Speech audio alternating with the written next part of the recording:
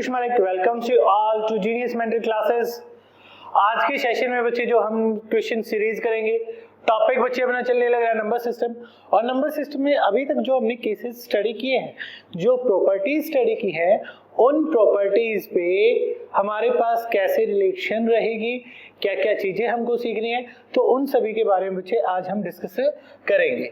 ठीक है, तो सबसे पहला क्वेश्चन बच्चे आप सभी को सामने दिखाई देने लग रहा है। आप सभी के सामने क्वेश्चन बच्चे मैंने गिवन क्या है, क्वेश्चन गिवन है आपके सामने, देखिएगा।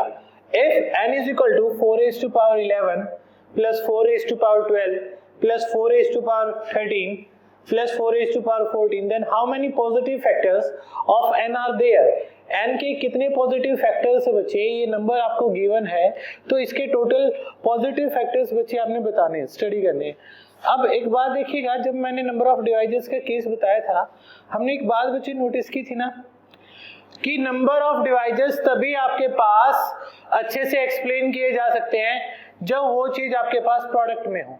अब ये तो प्रोडक्ट में बच्चे नहीं दे रखा आपको, है ना, तो आप क्या करेंगे, इसको कन्वर्ट करेंगे। किस तरीके से बच्चे कन्वर्ट करना सीखेंगे? 4 raised to power 11 plus 4 raised to power 12 plus 4 raised to power 13 plus 4 raised to power 14 है। क्या कॉमन आने लग रहा है बच्चे हमारे पास? 4 raised to power 11 कॉमन आया, अंदर क्या बचा? 4 raised to power 0 plus 4 raised to power 1 plus 4 square plus 4 raised to power 3। तो ये कितना हो गया? 4 raised to power 11 इंटू में 1 प्लस 4 प्लस 16 प्लस 64। यस और नो? ये हमारे पास हो गया 4 raised to power 11 इंटू में 85। ठीक है, अब इसको मैंने बोला था चलो ठीक है कोई बात नहीं है, ये 85 तक बन गया, लेकिन बच्चे इसको इजीली तो सॉल्व तभी किया जा सकता है ना जब ये प्राइम फैक्टराइजेशन हो। प्राइम फैक्टराइजेशन अभी तक नहीं हुई है, तो मैंने इसको बोला 2 raised to power 2 whole raised to power 11 into में 5 इंटू में 17, जो हमारे पास क्या आ गया 2 raised to power 22 इंटू में 5 raised to power 1 इंटू में 17 raised to power 1। अब आपने नंबर ऑफ डिवाइजर्स फैक्टर्स आपने बताने हैं, तो जो जो बच्चे पावर आई है 22 एक इंक्रीज किया 23 इंटू 2, पावर को एक एक इंक्रीज करके मल्टीप्लाई करना है ना, तो क्या बन गया 92 हमारे पास इस क्वेश्चन का रिक्वायर्ड आंसर हो गया, जो आपके सामने क्या है ऑप्शन नंबर ए बच्चे आपके पास इस क्वेश्चन का रिक्वायर्ड आंसर बच्चे बन गया। क्लियर है ये सिचुएशन आप सभी को? यस और नो एक बार बताइए मेरे भाई, क्लियर होगा पहला क्वेश्चन सभी को? ठीक है, चलिए अगले क्वेश्चन की ओर। नेक्स्ट क्वेश्चन बच्चे आपको गिवन है, the unit place digit on solving this condition. अरे वाह, ये तो फ्री का क्वेश्चन हो गया आप सभी के लिए, एक नंबर अगर ऐसा क्वेश्चन आ गया, ये तो फ्री का है। कैसे है फ्री का नंबर? आप सभी को पता है सर, ये तो आपने बड़े प्यार से हमको सिखाया था कि प्रोडक्ट में यूनिट प्लेस कॉन्सेप्ट है, तो केवल यूनिट प्लेस डिजिट की हम मल्टीप्लाई करेंगे, हम और कोई छेड़खानी नहीं करेंगे। 3 इंटू 8 24 4 हो गया, 4 इंटू 7 28 यूनिट प्लेस 8 हो गया, 8 इंटू 6 48 और 48 में यूनिट प्लेस डिजिट हमारे पास है कितना बन गया 8 हमारे पास इस क्वेश्चन का रिक्वायर्ड आंसर हो गया। कितना आंसर हो गया बच्चे?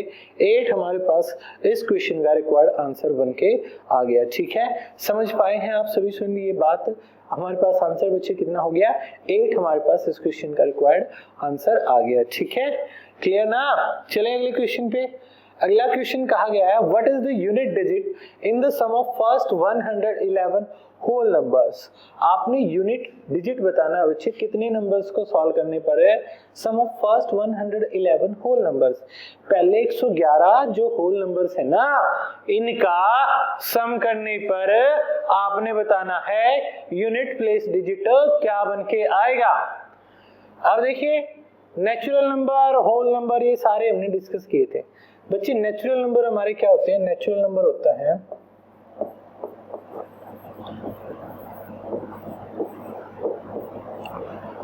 1 2 3 4 5 अप टू n। मैं इस क्वेश्चन में एक बड़ी प्यारी बात बताऊंगा जहां पे गलती कर जाते हैं। ठीक है, अभी तक हमने वैसे इस बात के बारे में डिस्कस किया नहीं है, लेकिन फिर भी अब क्वेश्चन आया है तो सॉल्व तो करेंगे।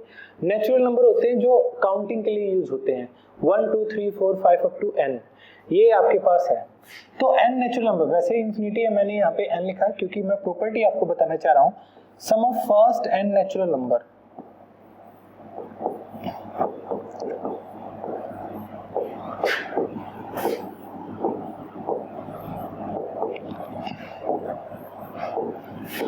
ये होता है प्यारे बच्चों n इंटू में n+1 divide by 2। Sum of first n natural number क्या बनता है, n इंटू में n+1 डिवाइड बाई 2। अब स्टूडेंट्स क्या करते हैं कि सर ये क्वेश्चन आ गया, हम कर तो देंगे सॉल्व, लेकिन सोचेंगे कि होल नंबर्स जीरो से शुरू होते हैं और जीरो एडिशन पे कोई इफेक्ट नहीं डालता। जीरो जो होता है हमारा वो एडिशन पे कोई इफेक्ट नहीं डालता, मानते हो ना इस बात को? जीरो जो होगा एडिशन पे कोई इफेक्ट नहीं डालेगा, कोई भी इफेक्ट नहीं पड़ेगा, किससे? जीरो से, एडिशन पे कोई इफेक्ट नहीं पड़ना, ठीक है। लेकिन जब मैंने होल नंबर्स के बारे में बात की ना, जैसे सम से पहले मैं 50 होल नंबर्स का सम पूछूं, आप क्या सर नेचुरल नंबर का निकाल लो, बच्चे गलत हो जाएगा। क्यों गलत हो जाएगा? 50 नेचुरल नंबर का मतलब है 1 to 50 और फर्स्ट 50 होल नंबर का मतलब है 0 to 49। मतलब जीरो ने एडिशन पे फर्क नहीं डाला, लेकिन क्या किया उसने, फर्क डाला, वो एक की सीट ले गया, लास्ट वाले की सीट उसको मिल गई, तो 50 चेंज नहीं हो गया सम आपका, 50 नहीं आएगा ना सम में, ठीक है। तो आपके पास चेंज हो जाता है। तो लिख लीजिए बच्चे इस केस को भी, अगर आपसे कोई ये पूछे कि सम ऑफ फर्स्ट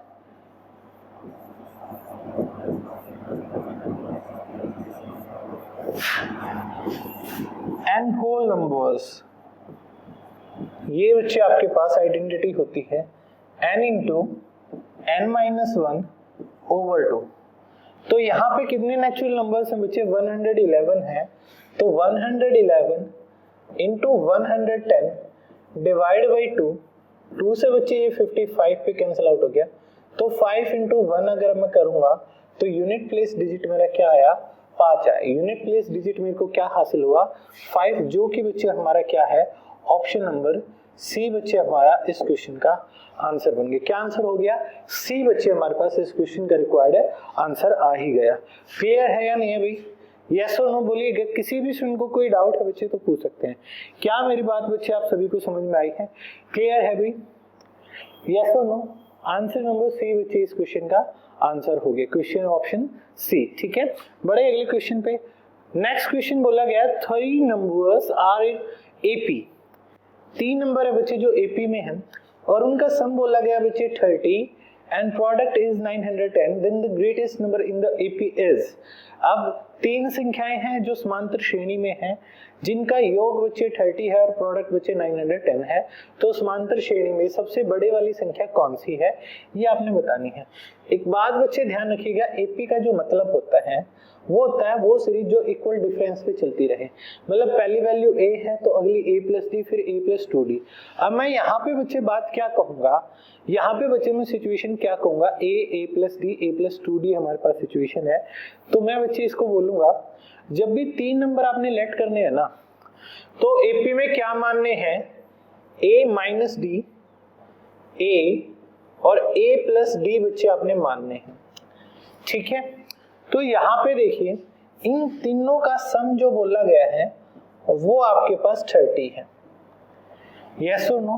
तो क्या आ गया? 3a इज इक्वल टू 30, तो a इज इक्वल टू 10 आ गया। या जो एपी की एवरेज होती है वो बीच वाली टर्म होती है, तो सम 30 है, 3 से डिवाइड करूंगा तो बीच वाली टर्म मेरी 10 आ गई, ये 10 है। तो इससे पहले वाली 10, नेक्स्ट 10 प्लस डी और पहले वाली 10 माइनस डी, इनकी प्रोडक्ट बच्चे क्या बनी है? 910 बनी है। देखो देखो देखो क्या बना, 10 माइनस डी इंटू में 10 plus D is equal to 910। तो 0 से 0 कैंसिल आउट।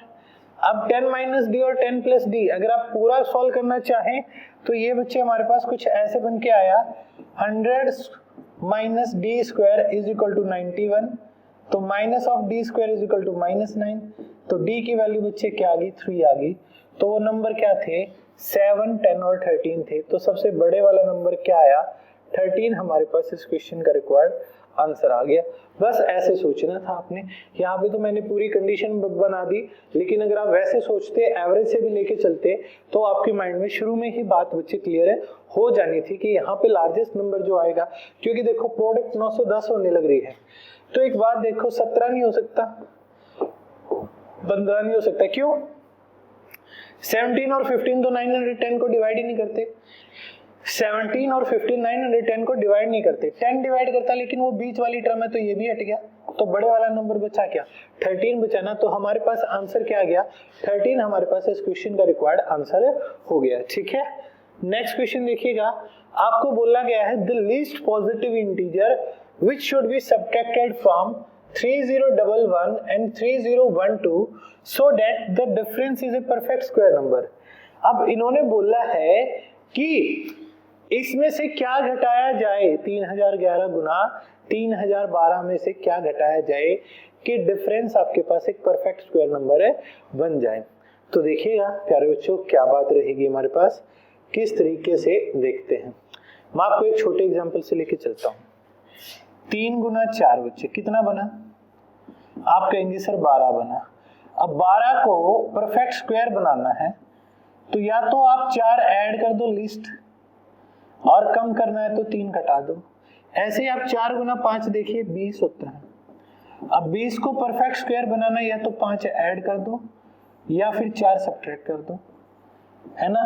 मतलब अगर किसी नंबर में बच्चे आपको परफेक्ट स्क्वायर बनाना होता है और किसकी प्रोडक्ट को, कॉन्जुगेटिव नंबर्स की प्रोडक्ट को, कॉन्जुगेटिव नेचुरल नंबर्स की प्रोडक्ट में, कॉन्जुगेटिव नेचुरल नंबर की प्रोडक्ट को अगर आपने इनकी मल्टीप्लाई को क्या बनाना है, इवन बनाना है, सॉरी इवन कहने लग रहा, मल्टीप्लाई को एक परफेक्ट स्क्वायर नंबर बनाना है,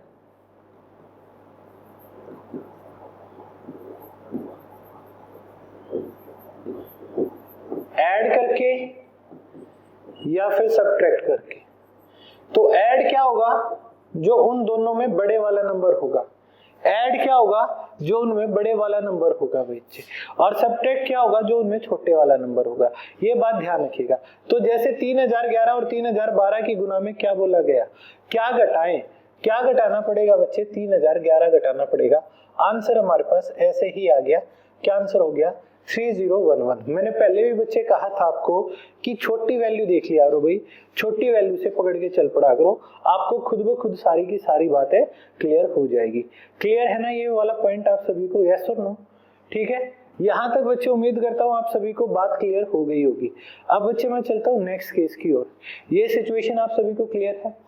ठीक है, अब देखो इसी केस को मैं अगर बताना चाहूँ दूसरे मेथड से, कंप्लीट मेथड बच्चे क्या रहेगा। ये तो मैंने एक सिंपल नंबर लेट करके बता दिया ना। कुछ स्टूडेंट कहते हैं सर कॉन्सेप्ट भी बताओ, बाकी ये वाला कॉन्सेप्ट जो मैंने बताया ये स्ट्रॉन्ग रहेगा।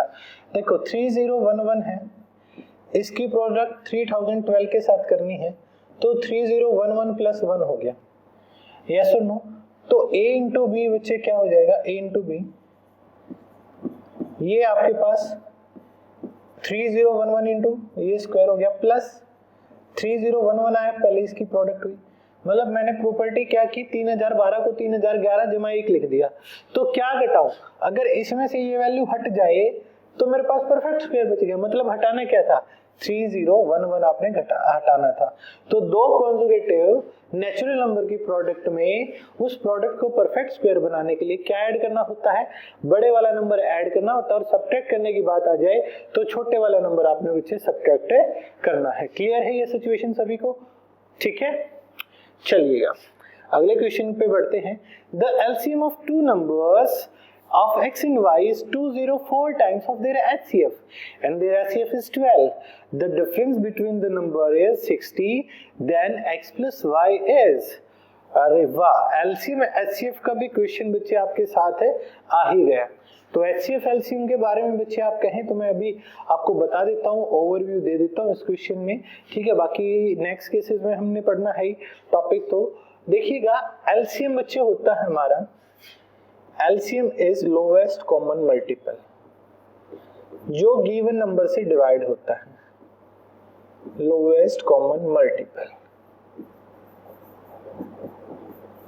ठीक है बच्चे। और HCF होता है हाईएस्ट कॉमन फैक्टर, HCF होता है हाईएस्ट कॉमन फैक्टर।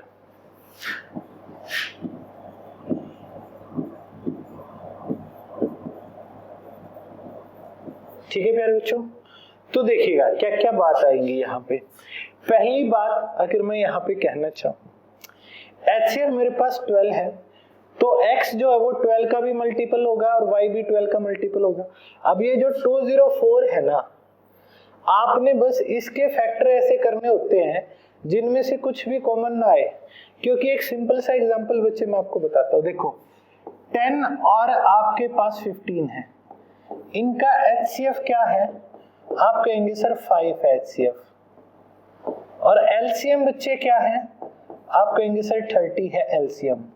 अब 30 बना क्या है, 5 इंटू में 6 से, मतलब LCM is 6 time of HCF। अगर मैं HCF का 6 टाइम बोलने लगा तो इस 6 के ही फैक्टर करता, 6 के फैक्टर 3 इंटू 2 बन गए, और 3 की गुना 5 के साथ 15, 3 की गुना 2 के साथ 10 बन गए ना मेरे नंबर। तो ये जो 204 है ना बच्चे, इसके फैक्टर आपने कुछ ऐसे करने हैं कि ये आपके पास है कैसे बन जाए, ये बच्चे आपके पास कैसे बन जाए कि वहां पे वैल्यू कुछ भी कॉमन ना हो। अब मैंने 204 को बच्चे लिखा जितना बच्चे नजदीक आ सके।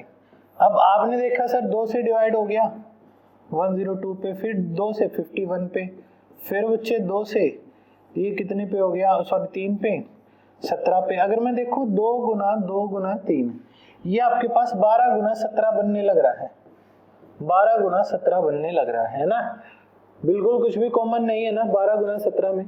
तो एक नंबर मेरा क्या हो गया, 12 गुना 12 हो गया 144, और एक नंबर मेरा क्या हो गया 12 गुना में 17 हो गया 204। और इनका डिफरेंस भी बच्चे कितना आया, अरे वाह इनका तो डिफरेंस भी 60 आ गया, मतलब बात हमारी सही है।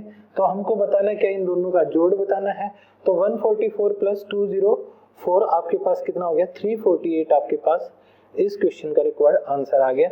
इन दोनों का सम बच्चे क्या हो गया, 348 हमारे पास इस क्वेश्चन का रिक्वायर्ड आंसर आ गया। क्लियर है भाई सभी को, यस और नो? हाँ ये बच्चे बात समझ में। तो क्वेश्चन कुछ नहीं होता बच्चे, डिविजिबिलिटी रूल अगर आपको अच्छे से क्लियर है ना तो आपकी काफी हेल्प हो जाती है। डिविजिबिलिटी रूल से आप छोटे छोटे पॉइंट्स को देख सकते हैं कैसे आपने सिचुएशन समझनी है। ठीक है, चले अगले केस पे। नेक्स्ट केस देखिएगा, आपको बोला गया है if this number is divisible by 36 then find maximum value of a plus b।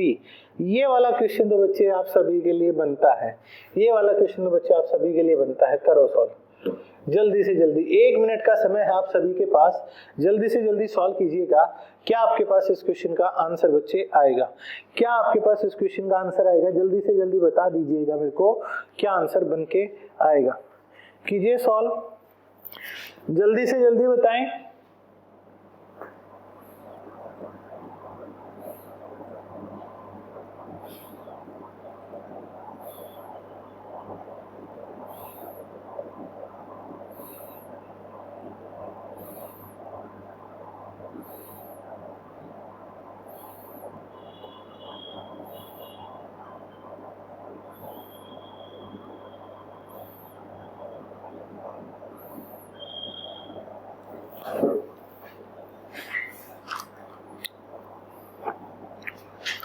Time up होने को है।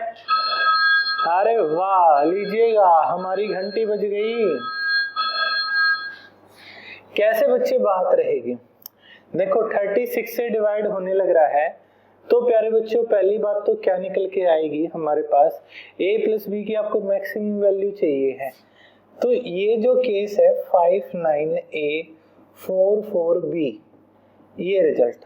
अब ये समझो ये हमारे पास होना क्या चाहिए, ये बच्चे सम जो है आपके पास क्या होना चाहिए, यहाँ पे इनका 9 से डिवाइड होना चाहिए ना। अब ये 9 से कितना हो गया 5 9, अब 9 को बेशक काउंट ही मत करो, 5 9 ए आपके पास ये हो गया 14 प्लस ए 18 प्लस 4 22 प्लस आपके पास आ गया 22 प्लस ए प्लस बी। अब देखो ए प्लस बी बच्चे क्या हो सकता है, या तो मैं कहूँ कि यहाँ पे a प्लस बी हमारे पास, अब 36 है तो 9 से तो डिवाइड होना चाहिए ना बच्चे, आपको सर 5 हो सकता है, a प्लस बी 5 बच्चे पॉसिबल है, बिल्कुल है पॉसिबल, आपकी बात सही है, लेकिन a प्लस बी अगर 5 हुआ तो 27 बना। चलिए मैं कहूँ बच्चे a प्लस बी 14 भी तो हो सकता है, a प्लस बी 14 भी तो हो सकता है। आप कहेंगे सर बिल्कुल हो सकता है क्योंकि 36 बन गया, 9 से डिवाइड हो जाएगा। अब 14 के बाद क्या हो सकता है, 14 के बाद मैं कहूँगा 23, लेकिन 2 डिजिट्स में 23 सम के लिए तो बच्चे एक 2 डिजिट का नंबर होना चाहिए, 23 के लिए तो मैक्सिमम 2 डिजिट नंबर का सम आपके पास क्या जा सकता है, सिंगल डिजिट का 18 सम जा सकता है ना, तो 18 से तो ज्यादा आएगा नहीं, तो इन्होंने बोला अधिकतम मान, तो अधिकतम मान हमारा क्या बन गया बच्चे 14 हमारे पास इस क्वेश्चन का रिक्वायर्ड आंसर बच्चे बन गया। बस ऐसे देखना था कि 36 9 into 4 और बाकी 9 से काम चल गया। मैंने बोला था कि 4 9 वाला केस आपको याद होना चाहिए, ठीक है, तो हमारे पास क्या आंसर आ गया 14 हमारे पास इस क्वेश्चन का रिक्वायर्ड आंसर आ गया। भाई क्लियर है, आइए बच्चे बात समझ में। चलिए नेक्स्ट क्वेश्चन पे। अगला क्वेश्चन बच्चे कहा गया what is the least 5 digit number that is divisible bye 91। 5 अंकों की छोटी से छोटी संख्या जो 91 से बच्चे डिवाइड होती है, जो क्या होती है 91 से डिवाइड होती है। चलो 91 का बच्चे मैं आपको एक कॉन्सेप्ट याद कराता हूँ, हमेशा याद रखिएगा इसको। आपके पास एक 3 डिजिट नंबर होता है, जब 3 और 4 डिजिट नंबर होता है 7 इंटू 11 इंटू 13 जब आप करते हैं ना तो ये बन जाता है 1001, मतलब 91 इंटू 11 आपके पास 1001 है। 1001 के बारे में बच्चे बात जरूर ध्यान रखिएगा, 1001 की साथ बच्चे बात जरूर याद रखिएगा, ये बहुत इंपॉर्टेंट केस है 1001 वाला। कैसे है इंपॉर्टेंट वो मैं आपको बात बताता हूँ। 1001 के बारे में मैं बच्चे आपको एक बात बताता हूँ। पहली बात तो ये ध्यान रखिएगा 3 कॉन्जुगेटिव, कई बार ये कह देते हैं 3 कॉन्जुगेटिव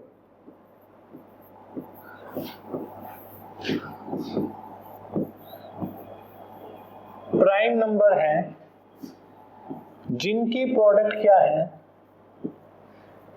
1001 है, जिनकी प्रोडक्ट क्या है 1001 है।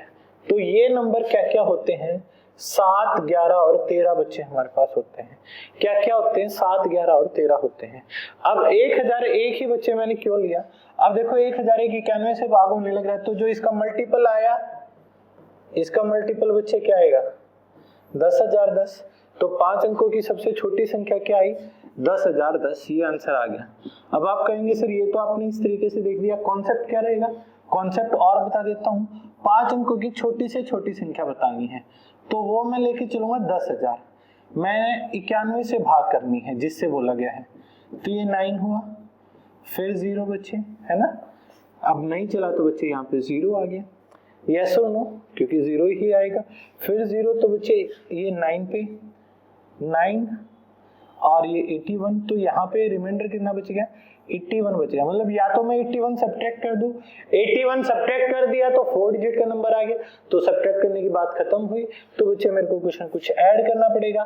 तो ऐड क्या कर सकता हूँ, इनके बीच का डिफरेंस 10 है, 10,000 में 10 ऐड करूंगा तो ये बन जाएगा 10,010, ये हमारे पास स्मॉलेस्ट 5 डिजिट नंबर आ गया जो इससे भाग हो सकता है, स्मॉलेस्ट 5 डिजिट नंबर आ गया जो हमारा इससे भाग हो सकता है, किससे 91 से बच्चे, जो हमारा डिवाइड हो जाएगा। क्लियर है ना ये बात सभी को, यस और नो। अब इसका एक मेथड बताता हूँ बच्चे, क्या बात है, कहाँ पे आप यूज कर सकते हैं 7 इंटू 11 इंटू 13 को कहाँ पे यूज कर सकते हैं, 1001 बन गया बच्चे। 1001 की प्रोडक्ट अगर किसी भी 3 डिजिट नंबर के साथ करोगे, कोई भी 3 डिजिट नंबर है XYZ है, इसके साथ अगर आप इसकी गुना करोगे तो वो रिजल्ट क्या आएगा, देखो 1001 गुना में XYZ किया, XYZ कोई भी 3 डिजिट नंबर हो सकता है, यहाँ पे 123 हो सकता है, 518 हो सकता है, 987 हो सकता है, कुछ भी हो सकता है। तो मैं इस 1001 को 1000 जमा में 1 लिख सकता हूँ ना, और इसकी गुना XYZ के साथ। तो XYZ की 1000 के साथ गुना करोगे तो आपको होगे सर XYZ और पीछे 3 टाइम्स 0, और XYZ की 1 के साथ करोगे तो ये XYZ हो गया। आपने इसको ऐड किया तो XYZ और XYZ, समझ गए ना बात को। तो कभी भी 1001 की किसी भी 3 डिजिट नंबर के साथ प्रोडक्ट होगी, 1001 की किसी भी 3 डिजिट के नंबर के साथ प्रोडक्ट होगी, तो वो हमारे पास क्या बन जाएगा, वो हमारे पास क्या बन जाएगा, अगर हम 1001 की 3 डिजिट नंबर के साथ करेंगे तो वो 3 डिजिट का नंबर रिपीट होके बन जाएगा। जैसे 1001 गुना में मैंने कहा 327, तो ये प्रोडक्ट क्या आएगी 327 ये प्रोडक्ट आएगी। ये बात ध्यान रखिएगा, आगे बहुत ज्यादा काम आएगी बच्चे ये आपकी बात, ठीक है। बड़े अगले केस पे, अगला केस है बच्चे, क्वेश्चन है in a question of division the divisor is 6 times of quotient and 3 times of remainder. If remainder is 40 then find the dividend. ये वाला क्वेश्चन भी बच्चे हमने लास्ट सेशन में हमने रिमाइंडर वाले केस में बच्चे मैंने आप सभी के साथ डिस्कस किया था। तो एक बार प्यारे बच्चों सभी स्टूडेंट शुरू हो जाओ और बताओ क्या इस क्वेश्चन का आंसर बनेगा। अब की बार टाइम पूरा 1 मिनट न देके 45 सेकंड मैंने आप सभी को समय दिया है, तो एक बार जल्दी से जल्दी इस क्वेश्चन को सॉल्व करके बताइएगा क्या आपके पास इस क्वेश्चन का आंसर रहेगा। ट्राई करें, सभी स्टूडेंट ट्राई करें, देखिए क्या आप इस टाइम लिमिट के अकॉर्डिंग सॉल्व कर पाते हैं, क्या जो हमारी टाइम लिमिट है इसके अकॉर्डिंग आप सॉल्व कर पाते हैं या नहीं कर पाते। एक बार ट्राई कीजिए, ट्राई कीजिएगा बच्चे। टाइम अप होने को ही है, जितना टाइम लिमिट के अकॉर्डिंग आप पढ़ोगे उतना बच्चे आप के लिए बेटर रहेगा कि हाँ मेरे को तो इतने टाइम में कर लेना है क्वेश्चन। और ये हमारा टाइमर बोलने को हो रखा है, 10 सेकंड आप सभी के पास बची हुई हैं। अरे वाह 5 सेकंड हो गए और ये अलार्म बोल गया हमारा।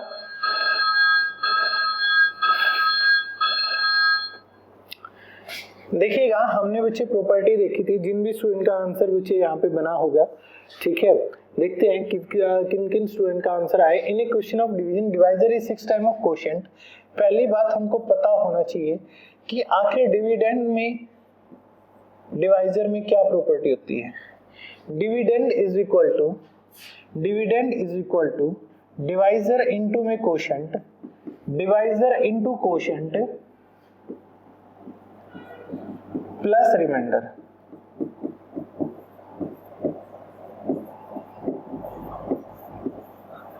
प्लस रिमाइंडर, यही केस होता है ना। डिविडेंड क्या होता है, divisor into quotient plus remainder होता है। अब यहां से अगर मैं बात करूंगा तो इन्होंने बोला है डिवाइजर जो है 6 time of quotient 3 times of remainder. Remainder मेरे पास 40 है, तो डिवाइजर क्या हो गया 40 का 3 गुना 120 हो गया। और 120 किसका 6 टाइम है बच्चे, क्वोशिएंट का। तो मतलब क्वोशिएंट इनटू में 6 इज इक्वल टू 120 है, तो क्वोशिएंट की वैल्यू कितनी आ गई 20 आ गई। कर दो पुट डिविडेंड फाइंड आउट करने के लिए। Divisor is 6 time of quotient, तो डिवाइजर हमारा आया था 120, क्वोशिएंट आया 20, रिमाइंडर आया 40, तो ये क्या बन गया हमारे पास 2400 प्लस 40, आंसर कितना आ गया 2440। ये हमारे पास इस क्वेश्चन का रिक्वायर्ड आंसर हो गया।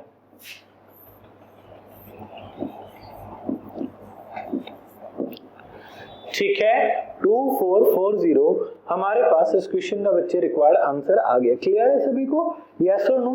ठीक है, तो प्रॉपर्टी अप्लाई करनी थी और कुछ नहीं था इस क्वेश्चन में मेरे भाई। चले गए क्वेश्चन पे, बताओ how many numbers are between 100 and 2000 are divisible by 13।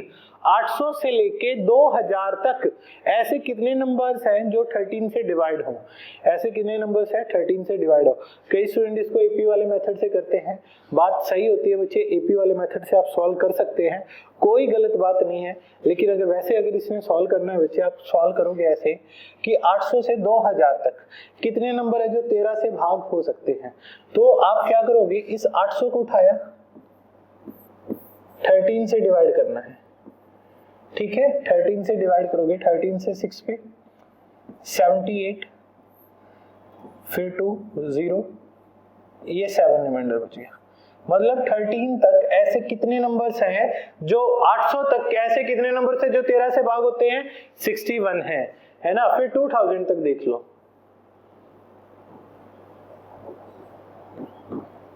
पूरा पूरा डिवाइड करके देख लीजिए।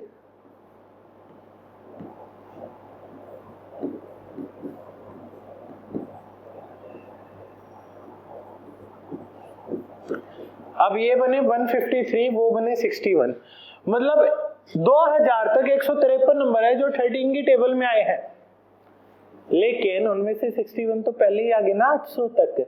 हमको बताना है 800 टू 2000 कितने, इसके बीच में कितने लाई करते हैं। तो हम क्या करेंगे, इस 153 में से हम किसको माइनस कर देंगे बच्चे? 153 में से 61 को माइनस कर देंगे और हमारे पास रिक्वायर्ड रिजल्ट कितना आ जाएगा? 153 माइनस 61, 92 हमारे पास इस क्वेश्चन का रिक्वायर्ड आंसर बच्चे हो गया। क्लियर है? क्वेश्चन नंबर 10 बच्चे क्लियर सभी को? यस और no?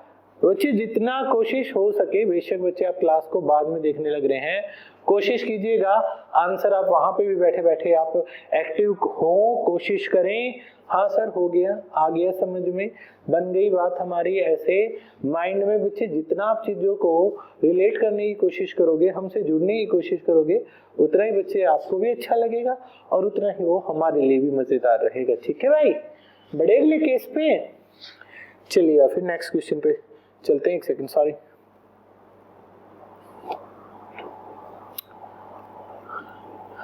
If a number is divided by 899, then the remainder is 63. Then if the same number is divided by 29, the remainder will be। अरे वाह, फ्री का क्वेश्चन है, लास्ट सेशन में किया था हमने। बताइएगा, अगर किसी नंबर को 899 से भाग किया है तो 63 रिमाइंडर आया है, तो बताइए इसी नंबर को अगर 29 से डिवाइड करें तो क्या रिमाइंडर आएगा? क्या करोगे? 63 को उठाया, 29 से डिवाइड किया, 29 से 2 पे 58, क्या आ गया? 5 हमारे पास रिक्वायर्ड आंसर आ गया। लास्ट सेशन में बताया था ना, अगर सेम नंबर को बोल रखा है तो रिमाइंडर में कोई चेंज नहीं करना, सीधे के सीधे भाग कर देना है। अगर बोल देते इस नंबर का दुगना किया गया है तो उस रिमाइंडर का भी डबल करके हम 29 से डिवाइड करते। जैसे भी बोला गया है वैसे के वैसे ही आपने अप्लाई कर देना है। समझिए मेरे भाई बात को? यस और नो क्लियर है या नहीं है? एक बार बता दीजिएगा। किसी भी स्टूडेंट को ये बात अगर डाउट में है, सस्पेंस में है, तो मेरे भाई बता दीजिए। क्लियर है सभी को? यस और नो एक बार जल्दी से जल्दी बच्चे बता दीजिए। आया ना समझ? कोई बात नहीं खाएगा ना इस क्वेश्चन में? तो चले अगले क्वेश्चन पे। ठीक है, चलिएगा नेक्स्ट क्वेश्चन की ओर बढ़ते हैं। आपको बोला गया है if the 6 digit number this and this are divisible by 11 and 72, then the value of 5x minus 2y। अब इन्होंने बोला है x 3, 5, 6, 2, 4 are respectively divided by 11 and 72। मतलब ये वाला नंबर 11 से भाग होना चाहिए। 11 का डिविजिबिलिटी रूल मैंने क्या बताया? एक छोड़ के एक नंबर का जो सम बनेगा x plus 5 plus 2 minus 3 plus 6 plus 4, ये 0 आना चाहिए। तो x plus 7 minus 13 is equal to 0। तो x की वैल्यू क्या आ गई? 6 आ गई। x हमारे पास 6 हो गया। ठीक है, अब बात आई ये नंबर 72। अरे वाह, 72 से भाग होना चाहिए, 9 से भी होगा, फिर 72 है तो 9 से होगा। ठीक है, 1 2 3 3 and 5 8 15 15 and 4 19। यहाँ पे y क्या आ गया? 8 आ गया। 27 सम होना चाहिए ना, तो y की वैल्यू क्या होगी? 8 होगी। x की वैल्यू क्या आई थी? 6 आई थी। हमको क्या चाहिए? 5x minus 2y। कर सकते हैं सॉल्व। 5 into 6 minus 2 into में 8 कितना हो गया? 30 minus 16, आंसर कितना हो गया? 14 हमारे पास इस क्वेश्चन का रिक्वायर्ड आंसर बच्चे बन गया। क्या आंसर हो गया?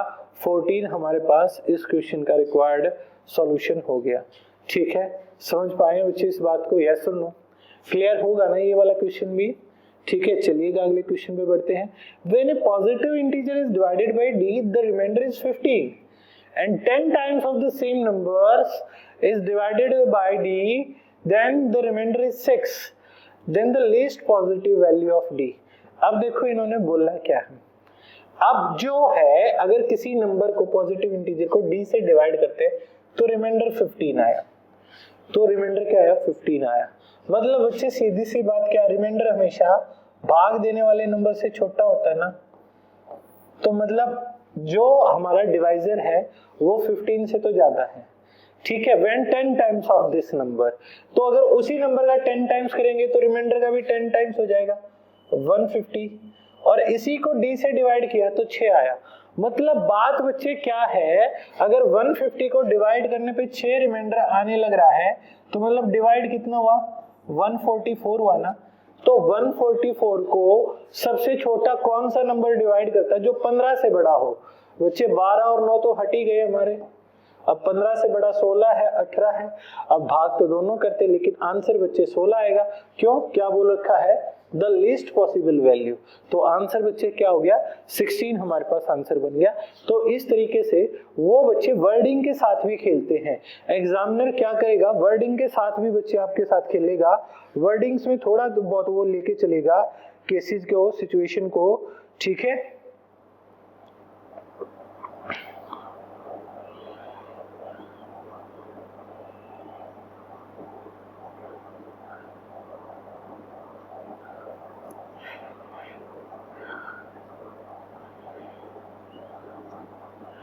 ठीक है, वर्डिंग के साथ आपने देखना होता है हमेशा।